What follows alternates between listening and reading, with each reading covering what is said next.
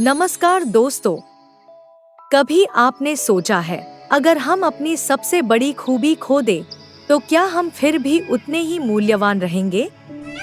क्या समाज, क्या हम खुद अपनी पहचान को बिना उस खूबी के स्वीकार कर पाएंगे? आज की ये कहानी है एक मोर की, जिसने खो दिए अपने रंग और तब शुरू हुआ उसका असली सफर खुद को पहचानने का और दुनिया को अपनी असल सुंदरता दिखाने का। तो चलिए सुनते हैं रंग खो बैठा मोर, एक ऐसी कहानी जो आपको भीतर से छू जाएगी। बहुत समय पहले की बात है, एक सुंदर जंगल था जहां हर प्राणी अपनी अपनी दुनिया में मग्न था। उसी जंगल के बीचों बीच एक नीली झील के किनारे रहता था एक मोर, नीलकंठ। नीलकंठ की सुंदरता की चर्चा दूर दूर तक थी। उसके पंखों में जैसे सारा इंद्रधनुष उतर आता था।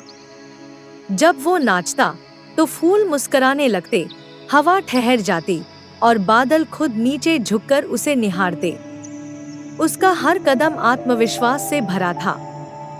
उसे लगता था उसके पंख ही उसकी पहचान है, वही उसकी शक्ति है, उसका अस्तित्व है। लेकिन फिर एक दिन कुछ अजीब हुआ। सुबह की पहली किरण के साथ जब नीलकंठ उठकर झील के पास पहुंचा और अपना प्रतिबिंब देखा तो उसकी आंखें फटी रह गईं। उसके पंख जो कभी नीले, हरे, सुनहरे और बैंगनी रंगों से दमकते थे, अब बिल्कुल फीके हो गए थे, जैसे किसी ने सारे रंग छीन लिए हों। अब वे थे सिर्फ भूरे, मटमैले और सूने। नीलकंठ को विश्वास ही नहीं हुआ। वो बार बार अपनी परछाई देखता, पंख फड़फड़ाता, लेकिन कुछ नहीं बदला। वो घबरा गया, डर गया, शर्मिंदा हो गया। जब जंगल के दूसरे प्राणियों ने उसे देखा तो वे चौंक गए। अरे, ये वही मोर है, किसी ने कहा। अब इसमें क्या खास है?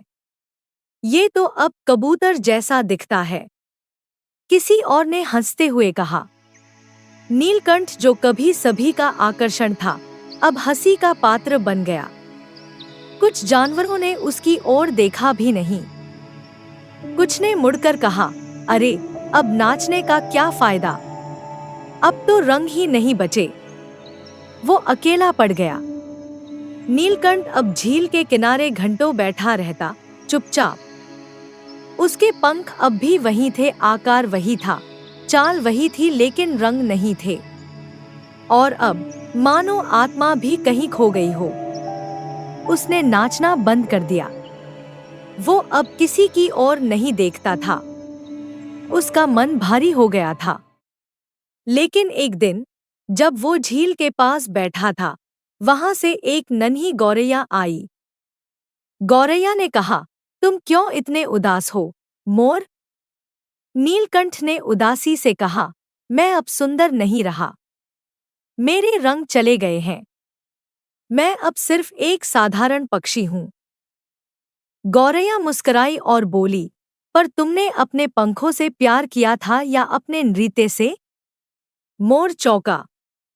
मैंने नाचना तो रंगों के लिए शुरू किया था, लोग उन्हें देखकर तालियां बजाते थे। लेकिन गौरैया ने कहा, क्या तुम नाचते वक्त खुश होते थे? नीलकंठ धीरे से बोला, हाँ, बहुत। गौरैया बोली, तो फिर वही असली वजह थी।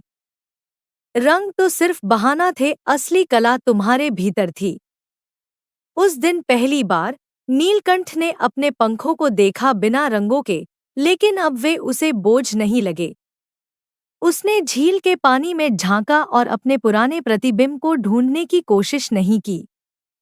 उसने देखा, अब जो है वही है और वही उसका सत्य है।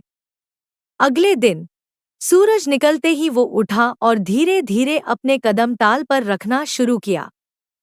उसका नृत्य लौट आया था। जंगल के प्राणी एक एक करके इकट्ठा हुए।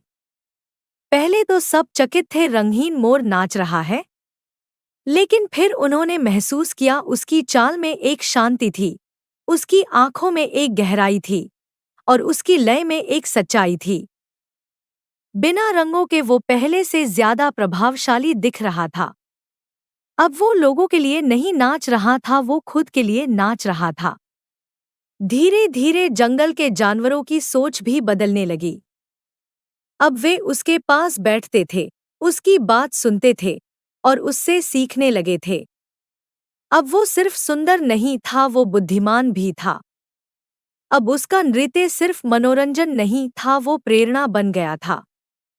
उसकी खोई हुई पहचान अब लौट आई थी, लेकिन किसी और रूप में, एक गहरी, स्थायी पहचान। इस कहानी से हमें क्या सीख मिलती है? हम सबके जीवन में एक न एक दिन ऐसा मोड़ आता है जब हम अपनी सबसे बड़ी पहचान खो देते हैं। हो सकता है वो सुंदरता हो, सफलता हो, कोई रिश्ता हो या कोई उपलब्धि। लेकिन वही क्षण होता है जब हमें अपने भीतर झांकना होता है। जो खो गया वह तो बाहरी था, पर जो बचा है वही असली है। मोर ने जब रंग खोए तब उसने खुद को पाया। तो दोस्तों, अगर कभी आपके जीवन में ऐसा समय आए जब आप खुद को अधूरा महसूस करें, तो याद रखिए, आपका मूल्य आपके रंगों में नहीं है, बल्कि आपके अंदर की रोशनी में है। अगर आपको ये कहानी पसंद आई हो तो इसे लाइक और शेयर जरूर करें।